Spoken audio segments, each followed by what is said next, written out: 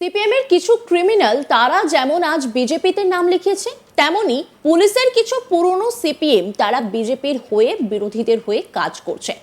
আমরা বলছি নিরপেক্ষ থাকুন, অন্যায় হলে দোষীদের ধরতে হবে। তো বাংলার পুলিশের নিরপেক্ষতা নিয়ে সরাসরি প্রশ্ন তুলে দিলেন শাসক দলেরই এক নেতা। তিনি প্রকাশ্যে বলছেন যে পুলিশের কিছু পুরনো সিপিএম তারা বিজেপির হয়ে কাজ করছে। কি ভয়ানক অভিযোগ!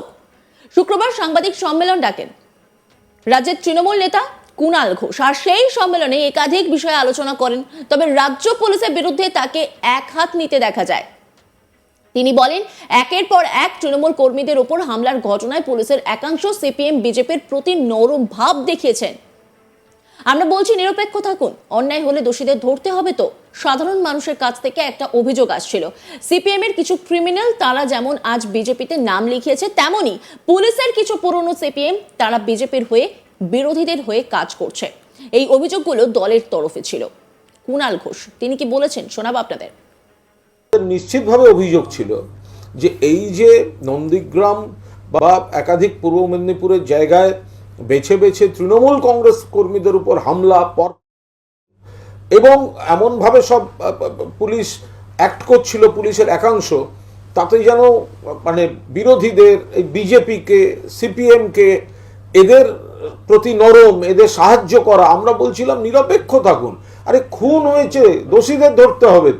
তো সেই জায়গায় একাংশের পুলিশ, নিশ্চয়ই সবাই নয়, একাংশের পুলিশের মধ্যে একটা অন্তর্ঘাতের প্রবণতা আমাদের দলের বা সাধারণ মানুষের কাছ থেকে একটা অভিযোগ আসছিল, এবং তাদের বুকের ভেতরে সেই পুরনো কিছু অতৃপ্ত আত্মা সিপিএম যারা এখন বিজেপির, একদিকে ক্রিমিনালগুলো যেগুলো ছিল সিপিএম এর ক্রিমিনাল, যারা এসবে নন্দীগ্রামের সময় থেকে, ওই আন্দোলনের সময় থেকে যুক্ত, তারা যেমন আজকে গিয়ে বিজেপিতে নাম লিখিয়েছে, তেমনি পুলিশের কিছু পুরনো সিপিএম তারা বিজেপির হয়ে বা বিরোধীদের হয়ে কাজকর্ম করছে।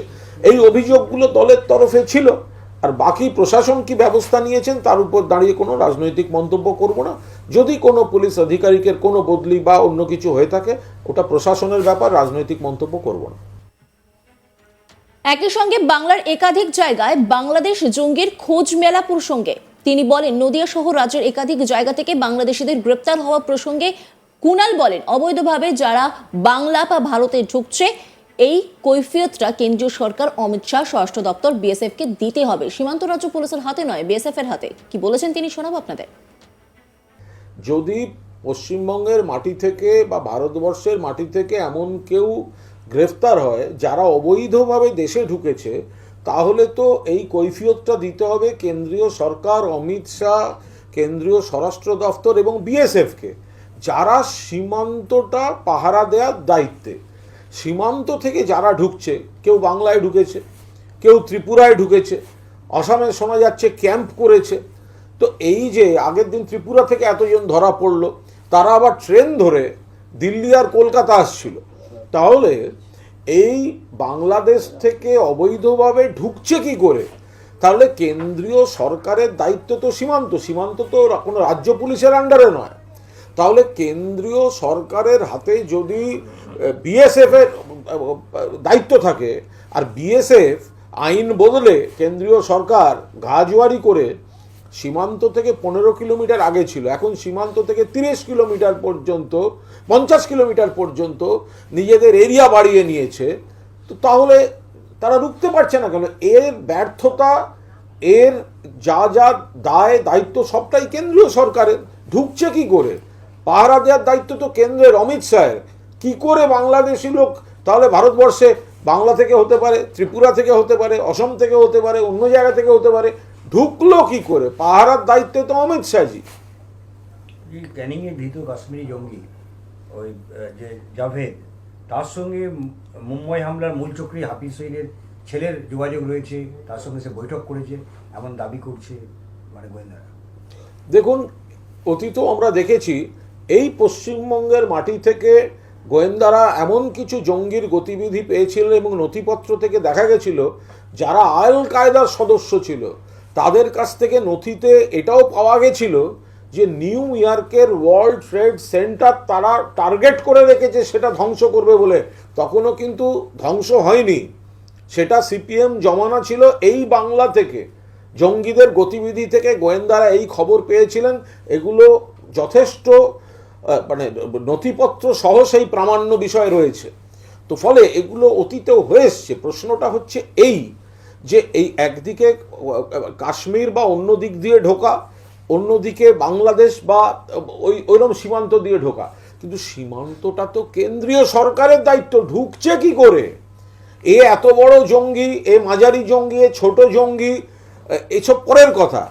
এই খারাপ লোকগুলো ভারতবর্ষের মধ্যে ঢুকছে কি করে? যদি অবৈধভাবে ঢুকে থাকে কেন্দ্রের দায়িত্ব, যদি কোনোভাবে ঢুকে এসে তারপরে ভেতরে কোনো খারাপ কাজের মুভমেন্ট করে সেটাও সেন্ট্রাল আইবির দায়িত্ব, সেন্ট্রাল আইবির সেটাও অমিত শাহর দায়িত্ব। ফলে এই গোটা দায়িত্বগুলো তারা নেবেন না, আর যে রাজ্যে রয়েছে ঝামেলা পোহাতে হবে তাদের। এটা কি করে হতে পারে? কেন্দ্রীয় স্বরাষ্ট্রমন্ত্রী, রাষ্ট্রমন্ত্রী MOS হোম পার্লামেন্টে রিটেন স্টেটমেন্ট দিয়ে বলেছে এই ধরনের জঙ্গি মুভমেন্ট 14টা স্টেটে পাওয়া গেছে। তো এখন বাংলা, আমরা আমাদের সীমান্ত, তো ফলে যদি বিএসএফ ফেল করে তাহলে বাংলাদেশ থেকে কেউ ঢুকলে ওদিকে ত্রিপুরা ঢুকবে, এপাশে বাংলায় ঢুকবে, আমরা তো একদম বর্ডারে বসে আছি। তো এইগুলো তো ফেল করছে অমিত শাহ দফতর, ফেল করছে বিএসএফ স্বরাষ্ট্র দফতর। তো ফলে এই দায়ী দায়িত্ব তো তাদের নিতে হবে। এই মুর্শিদাবাদের বিস্তীর্ণ অংশ জুড়ে কোনো মানে বর্ডার কোনো মানে কাটাতারে বেড়াই নেই, তারপরে শুনুন সেটা তো সম্পূর্ণভাবে কেন্দ্রের দায়িত্ব। ফেন্সিং, বর্ডার ফেন্সিং, এই ব্যাপারটাই তো কেন্দ্রের দায়িত্ব। এটা তো রাজ্য সরকার গিয়ে সীমান্ত পাহারা দেবে না। আগে কি ছিল? আগে এই বর্ডার লাইন থেকে 15 কিলোমিটার অবধি এর গতিবিধি বিএসএফ এর, আইন বদলে জোর করে 50 কিলোমিটার অবধি নিজেদের কাজের এখতিয়ার বাড়িয়ে নিল। তো কেন্দ্রীয় সরকার বর্ডার থেকে 50 কিলোমিটার পর্যন্ত বিএসএফ এর আওতায় আনতে পারছে, তখন আমি কেন্দ্র আর আসল সীমান্তটা কাঁটাদের দিতে পারছে না, তখন ওটা রাজ্য। এ কি হয় নাকি কখনো? এটা তো পুরোদস্তুর কেন্দ্রীয় সরকারের ব্যর্থতা, করেনি, সিরিয়াসলি নেয়নি। কেন কেন্দ্রে পুরোদস্তুর কাঁটাদারের বেড়া থাকবে না, যেখানে একদম বর্ডার লাইনটা কেন্দ্রের দায়িত্ব, কেন্দ্র করার, তারা কেউ কোনো তারা কাজ করছেন না। এখন সেই জন্য আবার এরম জায়গাও আছে যেখানে কাঁটাতার আছে তেমন গেট দিয়েও লোক ঢুকেছে, তাহলে সেগুলো কি করে হচ্ছে?